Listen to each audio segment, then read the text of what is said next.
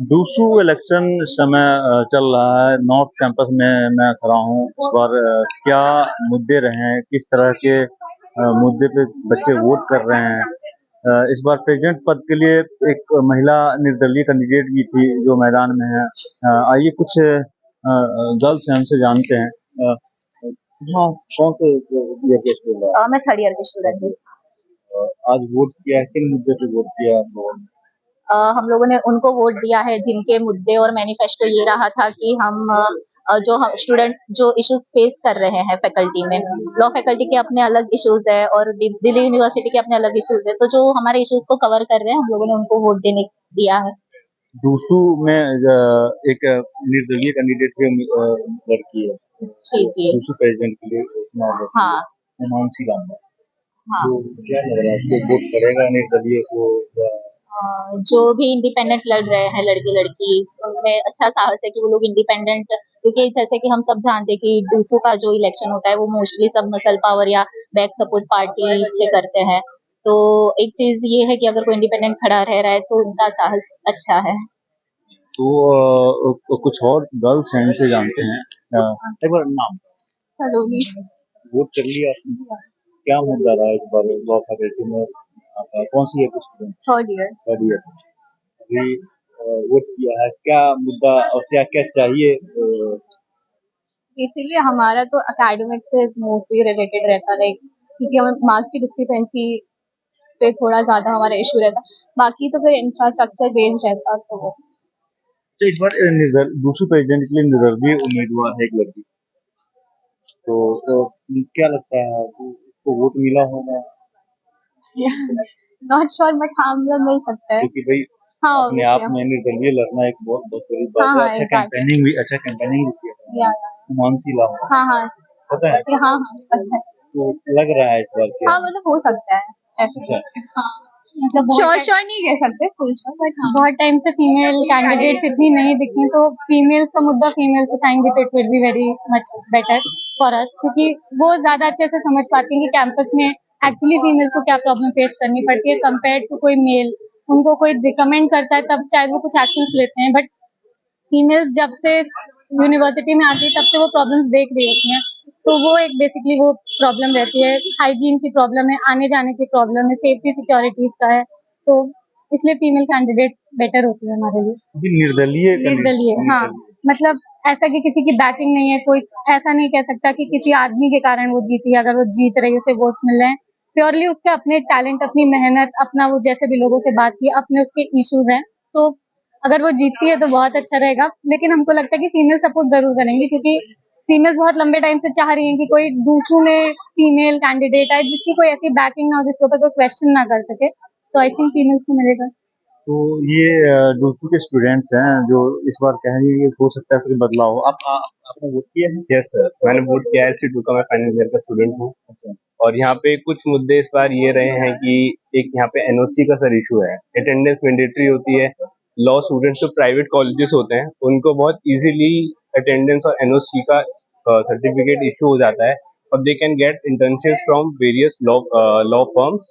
And जो national जैसे NHRC हो गया और डालसा, नालसा, सालसा, यहाँ पे हर जगह जहाँ भी गवर्नमेंट इंस्टीट्यूशंस होते हैं वहाँ पे एनओसी मैंडेटरी होती है। तो हमें यहाँ पे being a student of DU law faculty हमें एनओसी नहीं अवेलेबल होती, तो हमें इंटर्नशिप्स की अपॉर्चुनिटी नहीं मिल पाती है।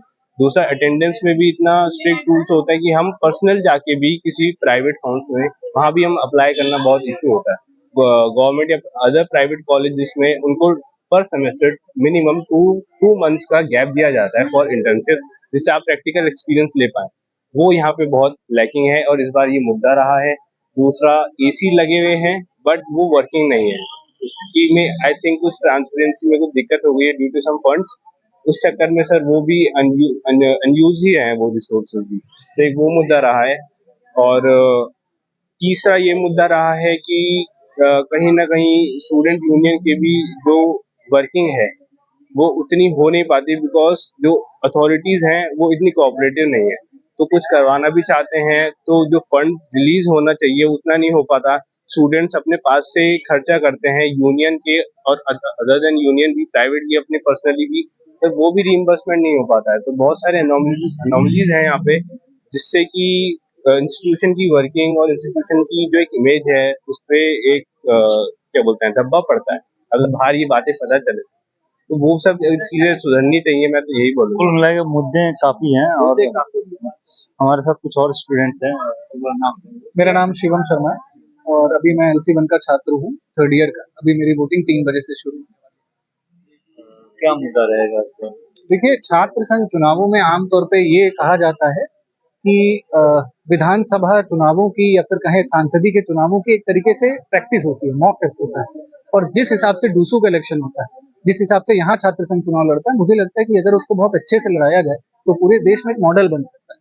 जो प्रमुख मुद्दे ये हैं कि आमतौर पर स्टूडेंट्स ये कहते हैं कि स्कूल में पानी नहीं है, सॉरी कैंपस में पानी नहीं है, पानी की व्यवस्था नहीं है, छात्राओं के लिए जो सुविधाएं होनी चाहिए सैनिटरी नैपकिन्स की, डिस्पोजल की और सैनिटरी नैपकिन्स की, तो ऐसे उनके वॉशरूम की समस्या नहीं है। तो ऐसे बेसिक मुद्दे हैं जो उनको लेकर के चुनाव लड़ते हैं। इस पर एक निर्दलीय उम्मीदवार है लड़की। जी, देखिए उनका नाम उमांशी लांबा है और उन्होंने पहले NSUI से प्रेसिडेंशियल कैंडिडेट बनने के लिए उम्मीदवारी ठोकी थी, लेकिन जो भी उनका संगठन में हुआ, वो संगठन ने उनको टिकट नहीं दी, तो उन्होंने निर्दलीय लड़ने के लिए वो मैदान में आई।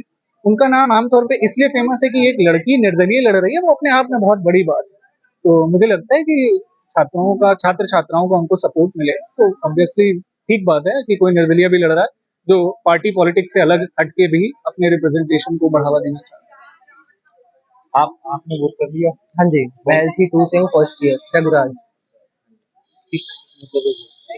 अभी फर्स्ट ईयर के लिए तो आप नए नए आए हो, एक्सपोजर नया है आपको। तो यहाँ पे आप आओगे तो आपको ये मुद्दे बताए जाएंगे कि आपको कैंपस फैसिलिटी नहीं मिल रही है, आप पानी को मुद्दा बनाएंगे, फिर AC नहीं चल रही है। लेकिन लॉ स्टूडेंट के लिए आपको क्या चाहिए? एलुमनाई नेटवर्क हो आपको, मूव कोर्ट कर पाओ आप। इसके अलावा जो आपको बेसिक रिक्वायरमेंट है पढ़ाई के लिए वो मिलनी चाहिए। लेकिन ऐसी चीजें आप मुद्दों से भटकाने के लिए लोग लगे रहते हैं। आपको अपने हिसाब से कैंडिडेट खोजना है, कौन आपकी बात कर सकता है, वही सब। इम्पोर्टेंट ये है मेरे हिसाब से कि लॉ कॉलेज है, तो जब कोई गांव देहात से यहाँ पे आता है तो वो फैकल्टी ऑफ लॉ में आ रहा है, तो क्या डिफरेंशिएट कर रहे हैं आप? लॉ की पढ़ाई में ऐसा क्या अलग दे रहे हैं जो वो लखनऊ आगरा के किसी प्राइवेट कॉलेज में भी पा जाता? अगर वो यहाँ पर आया है तो क्या सिर्फ आप उसी फॉर्मेलिटी पर बढ़ रहे हैं कि क्लासेस करा दो, क्लासेस 40 मिनट की है तो 30 मिनट में हो जाए, खत्म हो जाए, मूड कोर्ट सोसाइटी को आप अच्छे से एग्जीक्यूट नहीं कर पाते हैं, उसका संचालन नहीं कर पाते? मुझे लगता है कि एकेडमिक्स के बच्चे को, एकेडमिक्स की क्वालिटी को कैसे बेहतर किया जाए, ये मुद्दा बनाकर रखना चाहिए और कैंडिडेट्स को भी यही मुद्दा एक अपना इशू बनाकर। तो यहाँ तो फिर भी ठीक था। LC2 में तो ये मुद्दा है कि LC1 में भैया अभी थर्ड ईयर में, तो इनमें है मूड कोर्ट सोसाइटी में जितने बच्चे एडमिशन ले चुके हैं वो सारे मेंबर हैं। हमारे यहाँ 150 से सिर्फ 200 बच्चे हैं, वो सबसे बड़ा मुद्दा है। तो ये अलग-अलग मुद्दे हैं। आप तृप्ति वोट किए हैं आपने? जी। इस बार एक निर्दलीय कैंडिडेट है उमांशी लांबा वोट जी। दूसरी प्रेसिडेंट के पद के लिए लड़ रहे हैं। क्या लग रहा है? गर्ल्स होने के नाते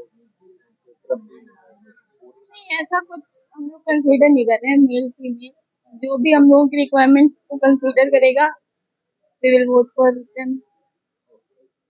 तो ये थे कुछ छात्र छात्राएं जिनका कहना है कि जो इनके मुद्दे पे काम करेंगे वो वो वोट उनके लिए कंसिडर करेंगे। आनंद कुमार, दिल्ली तक।